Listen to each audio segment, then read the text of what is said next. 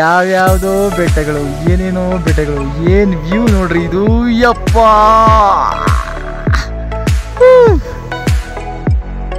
ದರ್ಶ್ ಅವರು ಕೊನೆಗೂ ಜಾರ್ ಬಿದ್ದಿದ್ದಾರೆ ಅವ್ರು.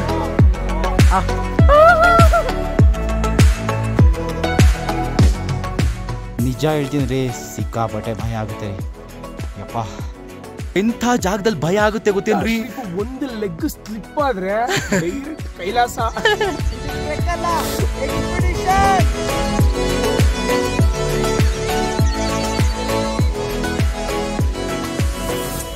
रोके से ना रुकेंगे, पहाड़ों से ना झुकेंगे, लक्ष्यों हर हाल में पाना है.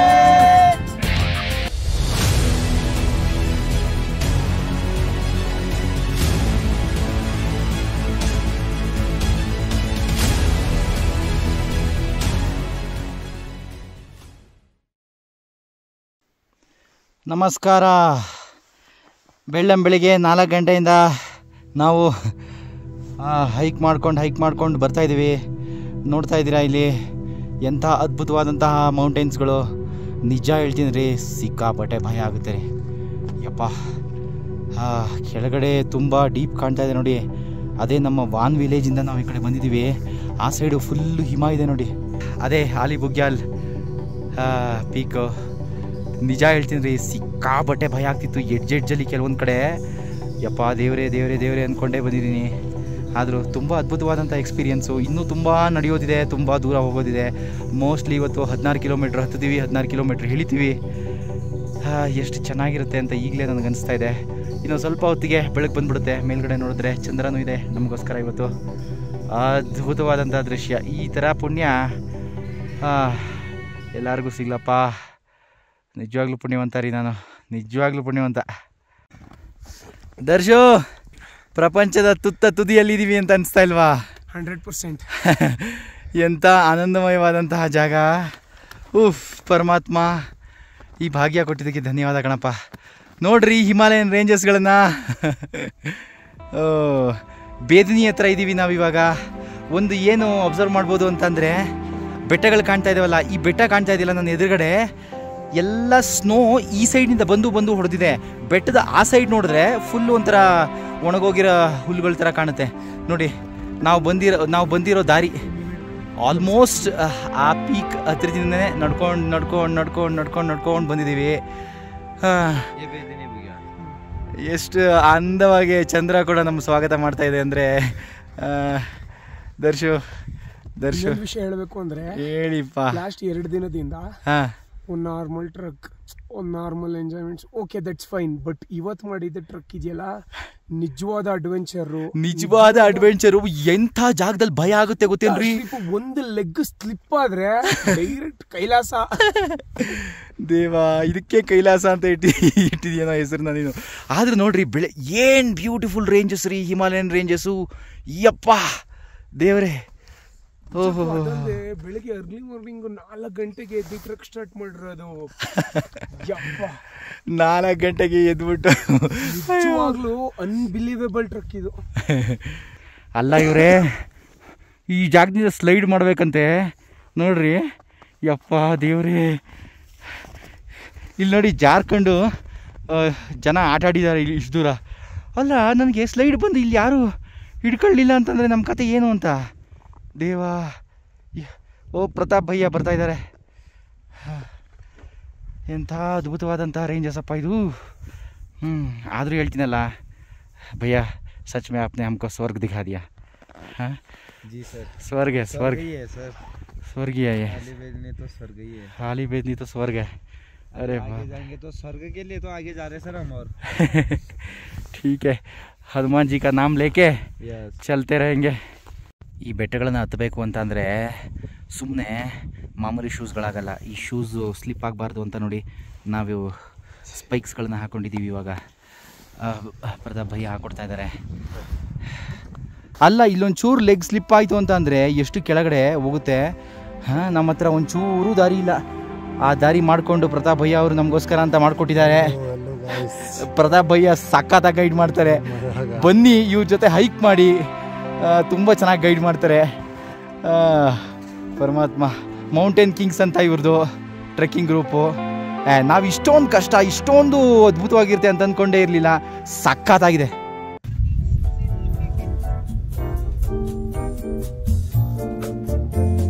ನಿಮ್ಮ ಮೈಸೂರು ರಾಜಕುಮಾರ ಹತ್ತುತ್ತಾ ಇದ್ದಾನೆ ನೋಡಿ. ರೂಪ್ಕೊಂಡ್ ಸಮಿಟ್. ಇದು ಟ್ರೆಕ್ ಅಲ್ಲ, ಎಕ್ಸ್ಪಿಡಿಷನ್.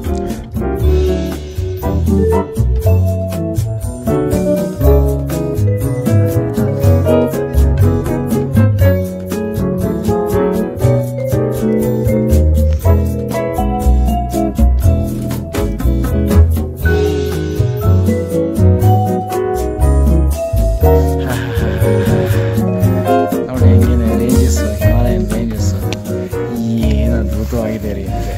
ಯಪ್ಪ ಇದೆ ಮೌಂಟ್ ತ್ರಿಶೂಲ್ ಮೇಲ್ಗಡೆ ಎಷ್ಟು ಚೆನ್ನಾಗಿ ಬೆಳಕು ಬೀಳ್ತಾ ಇದೆ ನೋಡಿ. ಆನಂದಮಯವಾಗಿದೆ. ಕೆಳಗೆ ತೋರಿಸ್ತೀನಿ ನೋಡಿ ಎಷ್ಟು ಚೆನ್ನಾಗಿದೆ. ದರ್ಶೋ ಹಿಂದೆ ಕೂತಿದ್ದೀರಲ್ಲ, ದರ್ಶೋ ಏನಪ್ಪ ನಿಮ್ಮ ಅಭಿಪ್ರಾಯ? ನಡ್ಕೊಂಡು ಬಂದು ದಾರಿ ನೋಡಿದ್ರೆ ಬೆಚ್ಚಿ ಬೀಳಬೇಕು ಮಾತ್ರ ಹೇಳ್ತೀನಲ್ಲ. ಏನು ದಾರಿನಪ್ಪ ಅದು. ಅಲ್ಲ ನೋಡಿ, ಇವಾಗ ನಂಗೆ ತೋರಿಸ್ತೀನಲ್ಲ, ಇದೇ ನಾವು ನಡ್ಕೊಂಡು ಬಂದಿರೋ ದಾರಿನೇ ಇಲ್ಲ ಯಪ್ಪ. ನಾವೇ ದಾರಿ ಮಾಡ್ಕೊಂಡು ಸ್ನೋ ಮೇಲೆ ಚುಚ್ಕೊಂಡು ದಾರಿ ಮಾಡ್ಕೊಂಡು ಬಂದಿದ್ದೀವಿ. ಎಷ್ಟು ದೂರ ಬಂದಿದ್ದೀವಿ ಗೊತ್ತಾ? ದೇವರೇ ಪರಮಾತ್ಮ, ಬೆಚ್ಚಿ ಬೀಳಬೇಕು ದಾರಿ ನೋಡ್ಕೊಂಡು ಬಂದರೆ. ಹತ್ಕೊಂಡು ಬಂದು ನಾವು ಇವಾಗ ಎಲ್ಲಿದ್ದೀವಿ ಅಂತ ಗೊತ್ತಿಲ್ಲ. ಬಿಸಿಲು ನೋಡಿ ಯಾವ ಲೆವೆಲ್ಗೆ ಬಿಸಿಲಿದೆ ಅಂತಂದರೆ. ಇನ್ನೊಂದೇನು ಗೊತ್ತಾ, ಇಷ್ಟು ಮೇಲಕ್ಕೆ ಬಂದಮೇಲೆ ಬಿಸಿಲು ವೈಟ್ ಸ್ನೋ ಮೇಲೆ ಬಿಡ್ದಿರೋದ್ರಿಂದ ಡೈರೆಕ್ಟಾಗಿ ನಮ್ಮ ಕಣ್ಣು ಬೇಗ ಟೈರ್ಡ್ ಆಗುತ್ತೆ. ಅದಕ್ಕೇ UV ಗ್ಲಾಸಸ್ಸು ತುಂಬ ಇಂಪಾರ್ಟೆಂಟ್ ಅಂತ ಹೇಳ್ತಾರೆ. ನಾನು ತೊಗೊಂಡು ಬಂದಿದ್ದೀನಿ, ಹಾಕೋತೀನಿ. ಪರಮಾತ್ಮ, ಅಯ್ಯೋ ಬಿಸಿಲಿಲ್ಲ ಅಂದ್ರೆ ಓಕೆ, ಬಿಸಿಲಿದ್ರಂತೂ ಯಪ್ಪ ತುಂಬಾ ಚೆನ್ನಾಗಿದೆ. ಮೈಸೂರು ರಾಜಕುಮಾರ ಇವತ್ತು ಎಲ್ಲಿದ್ದೀನಿ ಅಂತ ಗೊತ್ತಿಲ್ಲ, ಬಟ್ ಹಿಮಾಲಯದ ಪರ್ವತದ ಮೇಲಿದ್ದೀನಿ. ಅಯ್ಯೋ ಅರೆ ನೋಡ್ರಿ ಯಪ್ಪ, ಇದೆಲ್ಲ ಹತ್ಕೊಂಡು ಬಂದಿದ್ದೀವಿ ನಾವು.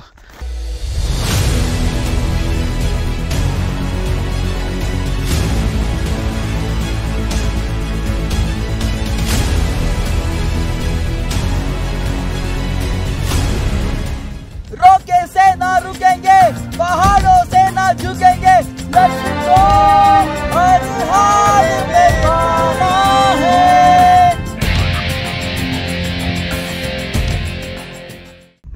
ನಮ್ಮ ಫೈನಲ್ ಪೀಕು ಇದು. ಮೇಲತ್ತಿ ಇವತ್ತಿನ ದಿನ ಮುಗಿಸೋದು. ರೂಪ್ಕುಂಡ್ಗೆ ಹೋಗಬೇಕು ಅಂತ ಅಂದ್ಕೊಂಡಿದ್ದೋ, ಬಟ್ ರೂಪ್ಕುಂಡ್ಗೆ ನಾವು ಹೋಗೋದಿಲ್ಲ. ಏನಕ್ಕೆ ಅಂತಂದರೆ ಅಲ್ಲಿ ಸಿಕ್ಕಾಪಟ್ಟೆ ಹಿಮ ಇದೆಯಂತೆ ನೋಡಿ. ಪೂರ್ತಿ ಹಿಮ ಕವಿದ್ಕೊಂಡಿದೆ. ಹೋಗೋದು ತುಂಬ ಕಷ್ಟ, ತುಂಬ ಸ್ಟೀಪ್ ಇರುತ್ತೆ, ಜಾರ್ಕೊಂಡು ಬಿದ್ದುಬಿಟ್ರೆ ಕಷ್ಟ ಅಂತ ಅಂದ್ಬಿಟ್ಟು ಬೇಡ ಅಂತ ಇದೇ ಪೀಕಿಗೆ ನಾವು ನಮ್ಮ ಪಯಣವನ್ನು ಮುಕ್ತಗೊಳಿಸ್ತೀವಿ. 13,000 ಚಿಲ್ಲರೆ ಅಡಿ ಎತ್ತರದಲ್ಲಿ ಈ ಪೀಕ್ ಇದೆ. ಕೇಲ್ವಾ ವಿನಾಯಕ್ ಪೀಕ್ ನಮ್ಮ ಕೊನೆಯ ತಾಣವಾಗಿ ಉಳ್ಕೊಳುತ್ತೆ. ನೋಡ್ರಿ ನಾವು ಯಾವ ಜಾಗದಲ್ಲಿ ಕೂತಿದ್ದೀನಿ ಅಂತ. ನಾನು ಕೂತಿರುವಂಥ ಜಾಗ ಈ ಬೆಟ್ಟ, ಮುಂದಿರುವಂಥದ್ದು ಆ ಬೆಟ್ಟ, ಯಾವ್ಯಾವುದೋ ಬೆಟ್ಟಗಳು, ಏನೇನೋ ಬೆಟ್ಟಗಳು. ಏನು ವ್ಯೂ ನೋಡ್ರಿ ಇದು, ಯಪ್ಪ.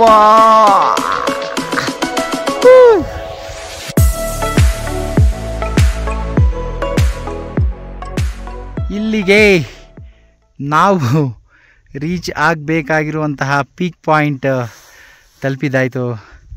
ಪ್ರಪಂಚದ ಮೇಲೆ ತೇಲಾಡ್ತಾ ಇದ್ದೀನಿ ಅಂತ ಅನ್ನಿಸ್ತಾ ಇದೆ. ಎಂಥ ಅದ್ಭುತವಾದಂತಹ ಜೀವನ, ಎಂಥ ಅದ್ಭುತವಾದಂತಹ ವ್ಯೂ ಇವಾಗ ನನಗೆ ಅಂತ ಅಂದರೆ ಪರಮಾತ್ಮ. ಉಫ್ ನೋಡಿ, ಕೆಲವೊಂದು ವಿಷಯಗಳನ್ನು ಹೇಳೋಣ. ಈಗ ನೀವು ಸ್ಟ್ರೈಟ್ ನೋಡ್ತಾ ಇದ್ದೀರಾ ಅಲ್ವಾ, ಅದೇ ಪೀಕ್ ತ್ರಿಶೂಲ್. ಬೆಳಗ್ಗೆನೇ ಅದ್ರ ಮೇಲೆ ಸೂರ್ಯೋದಯ ಆದ ತಕ್ಷಣ ಅದೇ ಪೀಕ್ ಜಾಸ್ತಿ ಹೈಟ್ ಇರೋದ್ರಿಂದ ಅದ್ರ ಮೇಲೇ ಬೆಳಕು ಫಸ್ಟ್ ಬೀಳುತ್ತೆ, ಒಳ್ಳೆ ಗೋಲ್ಡನ್ ರಿಂಗ್ ಥರ ಕಾಣುತ್ತೆ. ಆ ವಿಡಿಯೋ ನನ್ನ ವ್ಲಾಗಲ್ಲಿ ಇರಬೇಕು. ಅದು ಪೀಕ್ ತ್ರಿಶೂಲ್. ಈ ಕಡೆ ನಂದಗುಂಟ ಅಂತ ಇನ್ನೊಂದು ಪೀಕು. ಅದಾದ ಮೇಲೆ ಹಾಗೆ ಬರ್ತಾ ಇಲ್ಲಿ 3 ಪೀಕ್ಸ್ಗಳಿದ್ದಾವೆ ನೋಡಿ. ಬಲಗಡೆ ಒಂದಿದೆಯಲ್ಲ ಅದು ನೀಲ್ಕಂಠ ಪೀಕು. ಆಮೇಲೆ ಸ್ಕ್ವೇರ್ ಟೈಪ್ ಇನ್ನೊಂದಿದೆಯಲ್ಲ ಅದು ಚೌಕಂಬ ಅಂತ ಅಂದ್ಬಿಟ್ಟು ಬ್ರಹ್ಮನ ತಲೆ ಅಂತ ಕೂಡ ಹೇಳ್ತಾರೆ. ಅದಕ್ಕೆ 4 ತಲೆ ರೆಪ್ರೆಸೆಂಟ್ ಮಾಡುತ್ತೆ ಚೌಕಂಬ ಅಂತ. ಅದರ ಪಕ್ಕ ಮಾಕಾ ಗುಮ್ಟ ಅಂತ. ಎಷ್ಟು ಅದ್ಭುತವಾದಂತಹ ಕೈಲಾಸ ಪರ್ವತದ ಫ್ಯಾಮಿಲಿ ನೋಡಿ ಇಲ್ಲಿ, ಎಂಥ ಅದ್ಭುತ. ನಾನು ಮೂಕಸ್ತಬ್ಧನಾಗಿ ಹೋಗ್ತಾ ಇದ್ದೀನಿ ಮಾತಾಡ್ತಾ ಈ ವ್ಯೂನ ನೋಡ್ತಾ. ನಾವು ಬಂದಿರುವಂತಹ ದಾರಿ ಕೂಡ ನೋಡಿ ಎಷ್ಟು ಟಫ್ ಟೆರೈನ್ ಅಂತ ಅಂದರೆ ಹತ್ತುತ್ತಾ ನನಗೊಂದು ಸ್ವಲ್ಪ ಒಂದೊಂದು ಕಡೆ ಭಯ ಕೂಡ ಆಯಿತು. ಬಟ್ ಕಿಸಿ ಸೆ ನಹಿ ಜುಕೆಂಗೆ ಹಮ್, ಬಸ್ ಚढ़ते ही जाएंगे अपना लक्ष्य ಪಾಕೆ रहेंगे ಅನ್ನೋ ಥರ ಕೊನೆಗೂ ಡೆಸ್ಟಿನೇಷನ್ ರೀಚ್ ಆಗಿದ್ದಾಯಿತು. ಇದು ನಮ್ಮ ದರ್ಶನ್, ಮೈಸೂರು ರಾಜಕುಮಾರ ಯೂಟ್ಯೂಬ್ ಚಾನಲ್ನಲ್ಲಿ ದರ್ಶನ್ ರವರು ಅವರ ಅಪ್ಪುಗಾಗಿ ಪ್ರೀತಿಯನ್ನು ತೋರಿಸ್ತಾ ಇದ್ದಾರೆ ನೋಡಿ. ಹಿಮಾಲಯದ ಪರ್ವತದ ಮೇಲೆ ದರ್ಶು ಅವರು ಪುನೀತ್ ರಾಜ್ಕುಮಾರ್ ಅವರ ಭಾವಚಿತ್ರದ ಇರುವಂತಹ ಫ್ಲ್ಯಾಗ್ನ ಹಾರಿಸ್ತಾ ಇದ್ದಾರೆ. ಎಷ್ಟು ಸಂತೋಷ ನೋಡಿ ಅವ್ರ ಮುಖದಲ್ಲಿ. We love you, Appu sir. I love you so much.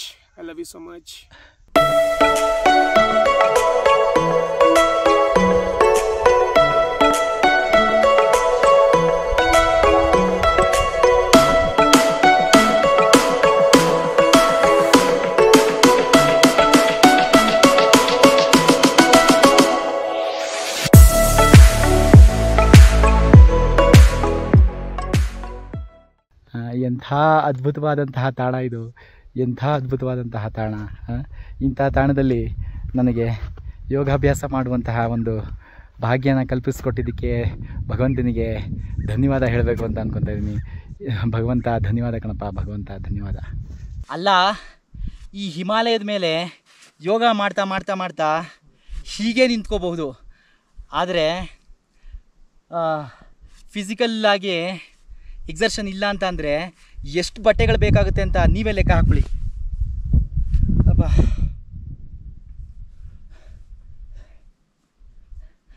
ಒಂದು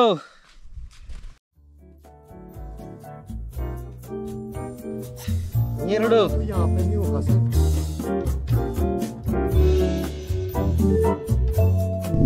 ಮೂರನೇ ಥರ್ಮಲ್ಸ್. ಇದು ಮೊದಲನೇದು ಟಿ ಶರ್ಟು, ಎರಡನೇದು ಥರ್ಮಲ್ಸು, ಮೂರನೇದು ಕೂಡ ಥರ್ಮಲ್ಸೇನೆ.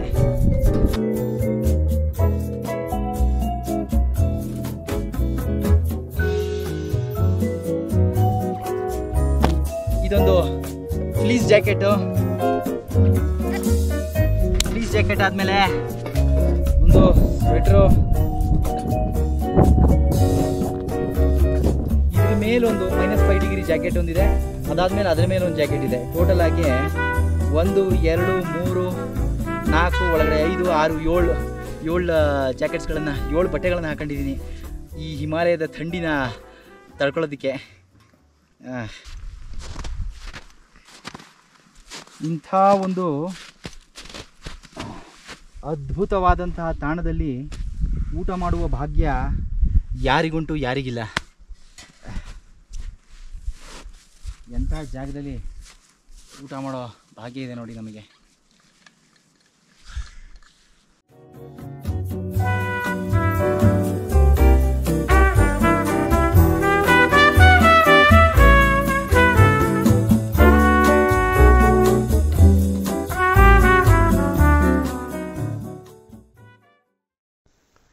ದರ್ಶು,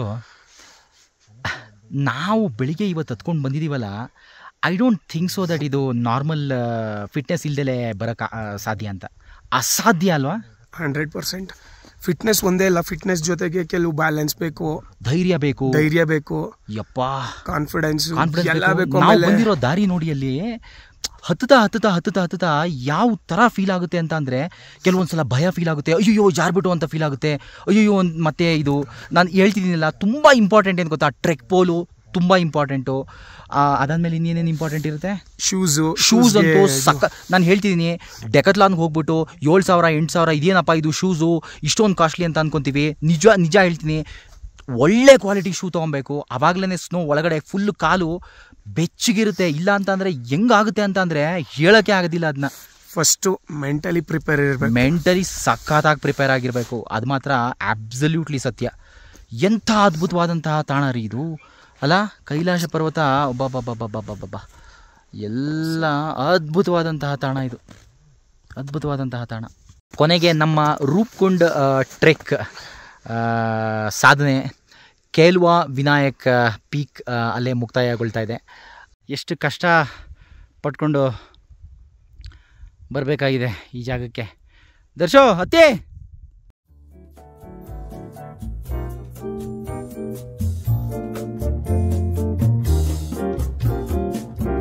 ದರ್ಶ ಅವರು ಕೊನೆಗೂ ಜಾರ್ ಬಿದ್ದಿದ್ದಾರೆ. ಅವರು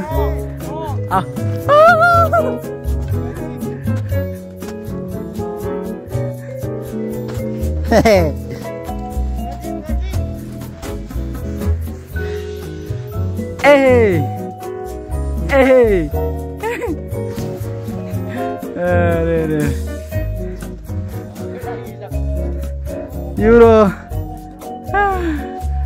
ಆಟ ಆಡ್ಕೊಂಡಿದ್ದಾರೆ. ದರ್ಶು ಬಿದ್ದಿದ್ದು ನೋಡ್ಕೊಂಡು. ದರ್ಶು ಮತ್ತೆ ಬೀಳ್ತಾ ಇದೀಯಾ?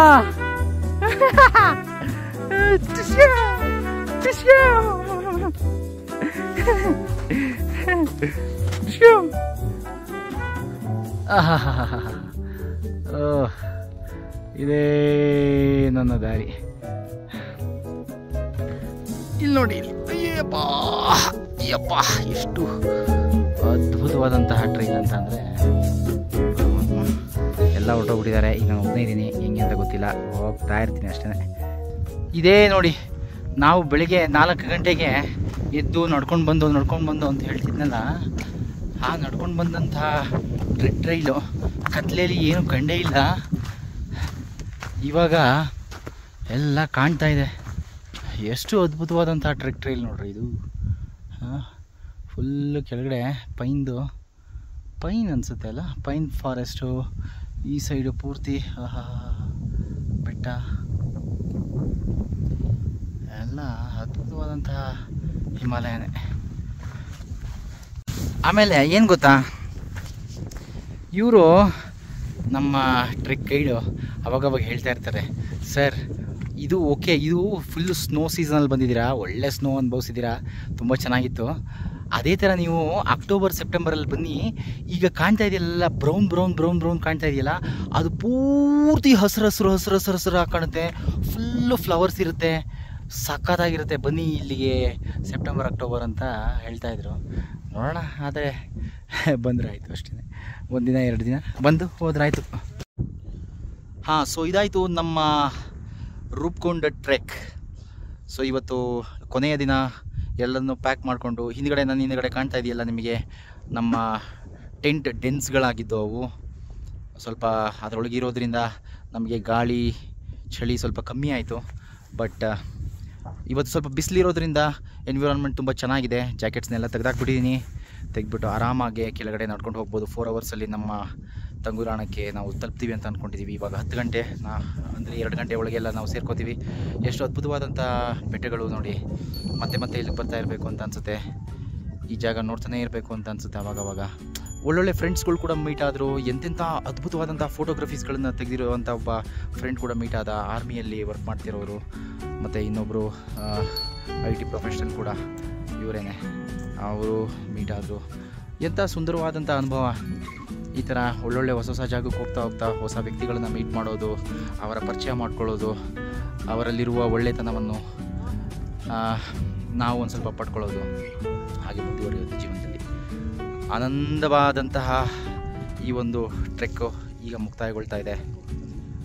ಹಿಮಾಲಯಗೆ ಬಾಯ್ ಹೇಳ್ತಾ ಮತ್ತೊಮ್ಮೆ ಬರ್ತೀನಿ ಅಂತ ಪ್ರಾಮಿಸ್ ಮಾಡ್ತಾ ಹೊರಡ್ತಾ ಇದ್ದೀನಿ. ಬಾಯ್ ಹಿಮಾಲಯಾಸ್.